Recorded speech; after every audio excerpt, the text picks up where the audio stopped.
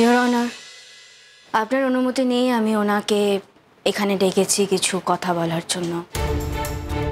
Your honour, আমি আশা করব সেই সৌজন্যতাটুকু আমরা দেখাতে পারবো।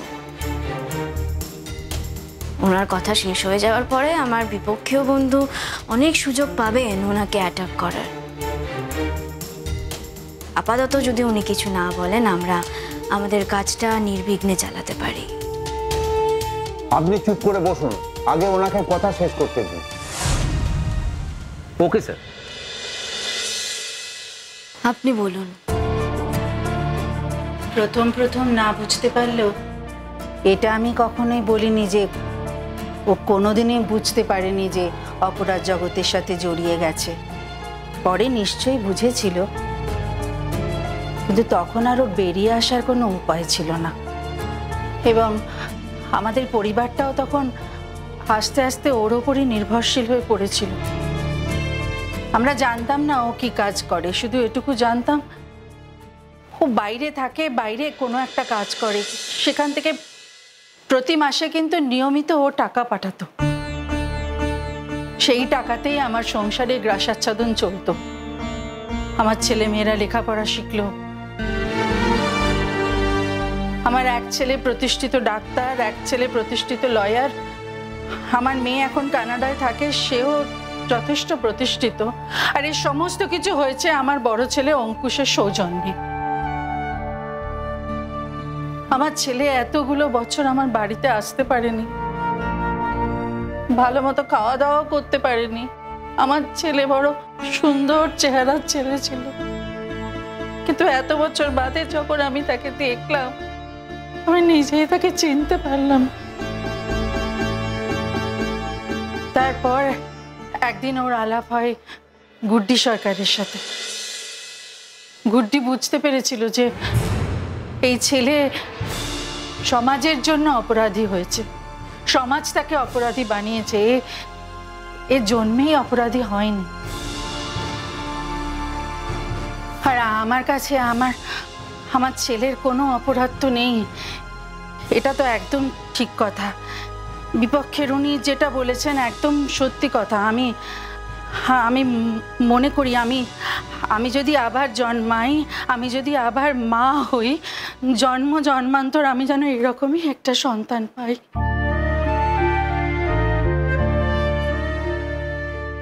আর যদি ও সুযোগ পায়, তাহলে নিজেকে এই সমাজের অন্যতম সেরা মানুষ বলে পরিচিত করতে পারবে বলেই আমার বিশ্বাস।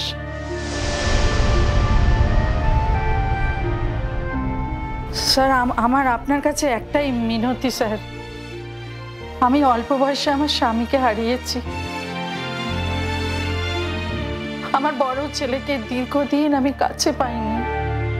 আমার বড় ছেলের কথা আমি কারোর সাথে আলোচনাও করতে পারিনি। আমার পরিবারের সাথে তার কোনো রকম সংসর্গ ছিল না বলে সে কোথায় কি বৃত্তান্ত আমি জানতেও পারিনি। হুজুর, আমি প্রতি রাতে দু চোখের পাতা এক করতে পারতাম না। আমি খালি ভাবতাম আমি কোনো দুঃসংবাদ পাবো না তো, যা আমার জীবনটাকে নাড়িয়ে দিয়ে যাবে। আমি জানতাম হুজুর আমার অঙ্কুশ খুব বিপদে আছে।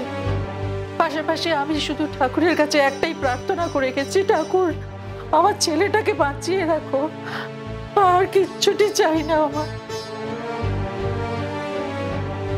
ঈশ্বর আমার কথা রেখেছেন হুজুর,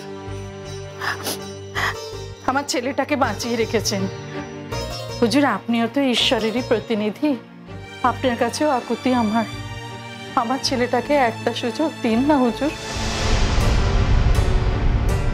ও ঠিক প্রমাণ করে দেবে ও নির্দোষ, ও এটাও প্রমাণ করে দেবে যে ও আর কি করতে পারে। আপনার ছেলের এগেইনস্টে যে অভিযোগ আনা হয়েছে, সে বিষয়ে আপনার বক্তব্য কি?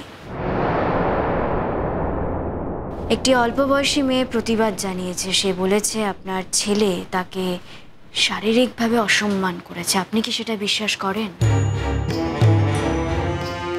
কোনো প্রশ্নই ওঠে না। আমার ছেলে অন্তরে বাইরে একজন সৎ মানুষ।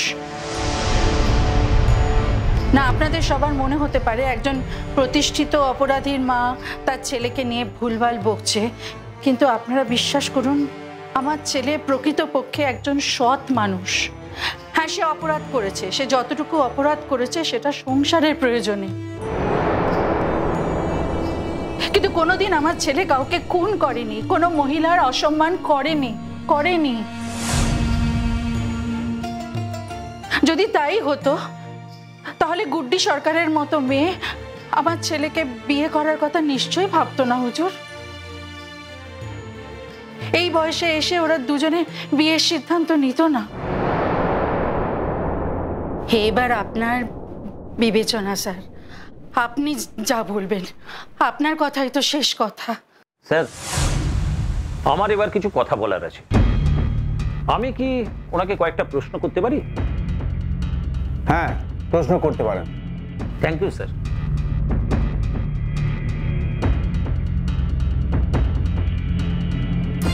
আপনি এতক্ষণ যে কথাগুলো বললেন তার মানে এটা দাঁড়ায় যে আপনার বসত বাটি আর আপনার ছেলে মেয়েদের শিক্ষা দীক্ষায় যে টাকা খরচ হয়েছে তার মূলে আছে ওই অপরাধ জগতের টাকা।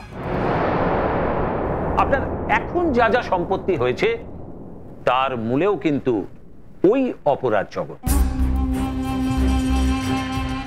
আমার যা বলার আমি বলেছি বাবা, এর ব্যাখ্যা যদি এটাই হয় তাহলে তাই হবে।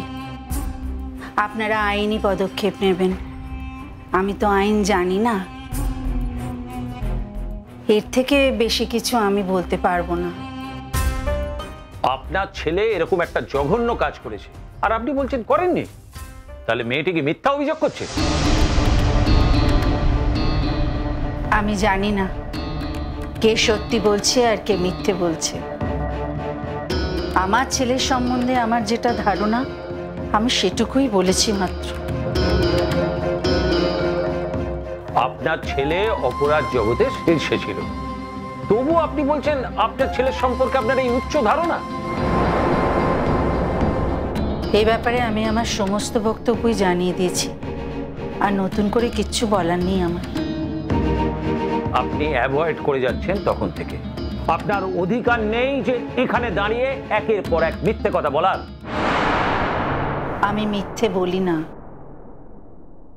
ইওর অনার, এভাবে যদি একজন বয়স্ক মহিলাকে আক্রমণ করা হয়, এভাবে যদি একজন বয়স্ক মহিলার সঙ্গে গলা তুলে কথা বলা হয়, তাহলে তাতে তার যে সম্মানহানি হয় সেই সম্মান কিন্তু আমরা কোনো কিছুর বিনিময়ে ফিরিয়ে দিতে পারবো না।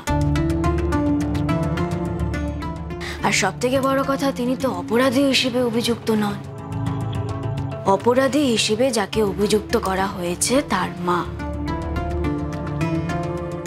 ইওর অনার, আমি মনে করি আমার বিপক্ষীয় বন্ধুর এমন আচরণ করার কোনো অধিকার নেই। তাই আমি আশা করব তিনি যেন তার আচরণ এবং অধিকার সম্বন্ধে একটু সচেতন থাকেন। আমি আপনার কাছে এও রিকোয়েস্ট করব, আপনি যেন একজন বয়স্ক মহিলাকে অপমানের হাত থেকে রক্ষা করেন। আপনি এইভাবে কথা বলবেন না, ভদ্র ভাষায় যা জিজ্ঞাসা আছে জিজ্ঞাসা করুন। Thank you your honour. Sir, প্রত্যেক মুহূর্তে যদি আমাকে এরকম ধমকের সম্মুখীন হতে হয়, তাও আমার বিপক্ষের কাছ থেকে, তাহলে তো আমার পক্ষে কাজটা করা মুশকিল হয়ে যাবে।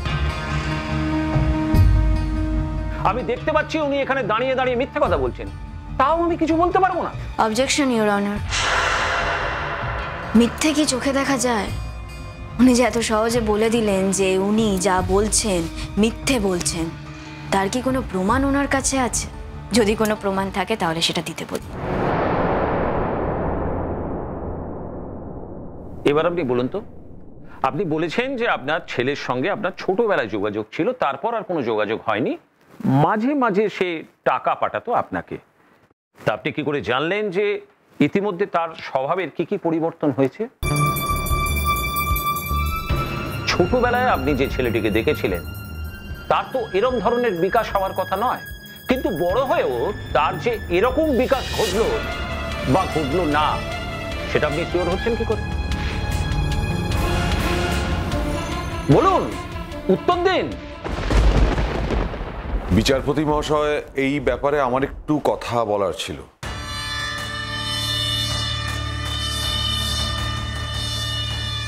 দেখুন, এই মেয়েটি মানে অভিযোগকারিনী, এই ঘটনার ভিকটিম, সে আমার নাতবু। আমি ওর দাদা শ্বশুর হই সম্পর্কে, আর এই ঘটনার আমি একজন আই উইটনেসও বটে।